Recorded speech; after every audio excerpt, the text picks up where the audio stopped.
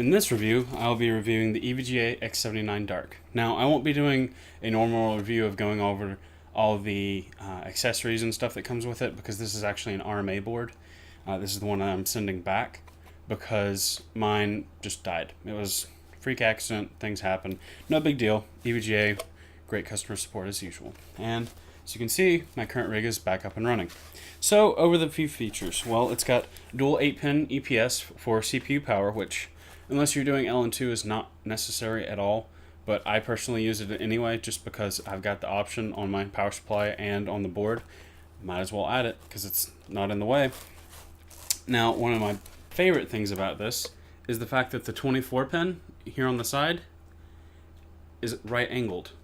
Now, that may not seem like a big deal, but when you're spending $400 on a motherboard, it's awesome to see that, because if someone's willing to spend that much on a board, they're probably willing to spend a decent amount on, custom cables and things like that. And that's one less thing that's hard to route. Now, it's got power and reset built in. It's got a GPU link, which I do not believe any graphics card currently has, but it's nice to see that they're planning on the future for their future cards. And they have the 2 SATA 6 gigabits on the Intel chipset, the 4 SATA 3, and then the 4 on a Marvell chipset. Now on the bottom, we see a BIOS switch. There are 3 different BIOSes, and up here next to the 24-pin, there's even a slot that you can pull out the BIOS chip. So there's literally no way, like if you're out of warranty, you've somehow bricked 3 BIOSes, you could still find a BIOS chip, plop it in there with the correct BIOS, and you'd be fine. That's just amazing. There's the typical 8 DIMM slots for RAM. It's LG 2011. It's got 3 fan headers at the bottom. Then there's one right here next to the left side DIMMs. There's one right here. Now, another feature that this board has exclusively is the Probit connector. Now, the Probit connector is very nice for someone like me who also runs GTX 780 classifieds, which also have the Probit connector. I just plop a Probit connector in with my digital multimeter already attached, and I know all the voltages for.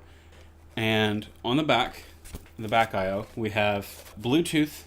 We have 6 total USB 2.0 ports, the EVBot port, dual Intel gigabit LAN, which is awesome. I have another board, the Asus X79 Deluxe, which is a nice board, but one of the NICs is actually a Realtek, which on a board that expensive, it would have been nice to also see 2 Intels. Now, you have 4 USB 3.0, your 7.1 audio and SPDIF, and then 2 eSATA ports, and also a CMOS reset. Now, this is a nice feature, and I've seen it come up on quite a few boards that I've owned, is only the top of the DIMM slots are actually openable. The other ones are just set. You don't have to open both sides in order to pull it out, which is nice. But it would have been nice to see them flipped around, where the bottom ones are the ones that you can open. Because in my rig, I have to fully disassemble my water cooling loop if I have to test my RAM, just because of how tight my case is. Now on to the PCI Express.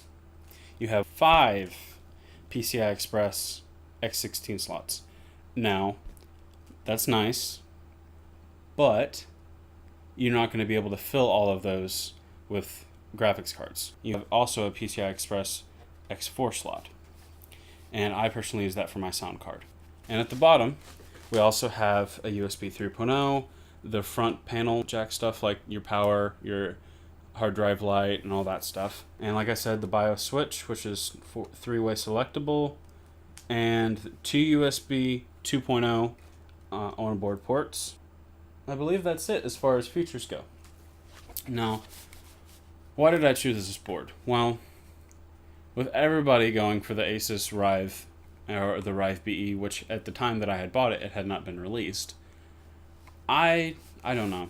Like, I've heard horror stories about Asus support, and I've heard they've also been good, but I've rarely heard something bad about EVGA. Now, I know their boards in the past have been less than stellar boards, but they have had a great past history like the X58 Classified and other boards like that.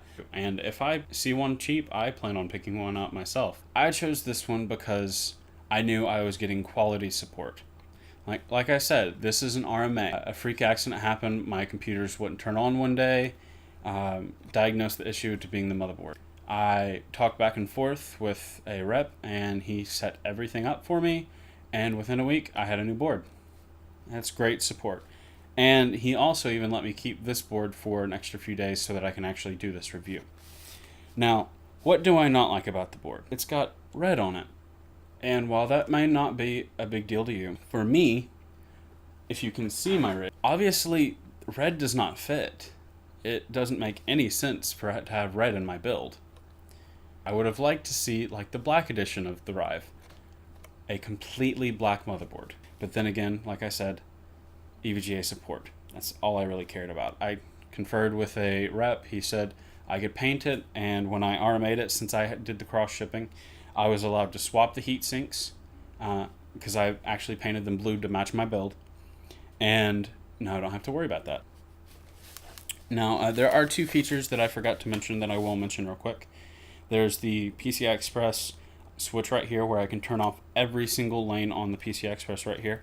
And there's also a 6-pin down at the bottom that is for power directly to the PCI Express. Now, if you're using two cards, it may not be necessary. But like for me, I found it not maybe necessary, but in order not to bork up the board, because that's the last thing you want to do when you're spending this much on a board and then maybe be out for a system for 2 weeks, depending on if you bought cross shipping or whatever. I use it anyway because I can control how much power my graphics cards are getting directly from the PCI Express line. So even though I'm running two cards, I'm still using that just in case. It's a nice safety feature, if you will, if you have even two graphics cards. But it is definitely recommended if you have more than two, no matter what you're using. And I guess I'm going to wrap up this review by saying, even with X79 on the horizon, this is still a great motherboard to buy if you're looking for as much power as you can get right now. And, I mean, there are world record overclocks using this board. Kingpin, for instance. Yes, he does work with EVGA, so you would expect him to use this board. But he's still hitting those overclocks, even though he's using this board. So it's not like it's a bad board. It's definitely a great board, and I will continue to use it even when I move on to X99 or the platform after that, depending on my uses. Like I said, great board, great buy, definitely would buy again. Cannot thank EVGA Jacob enough for the support he's given me and the overclock.net community. He has definitely helped me a lot with this whole RMA process, and it's very nice to see that level of support, especially, for something this expensive.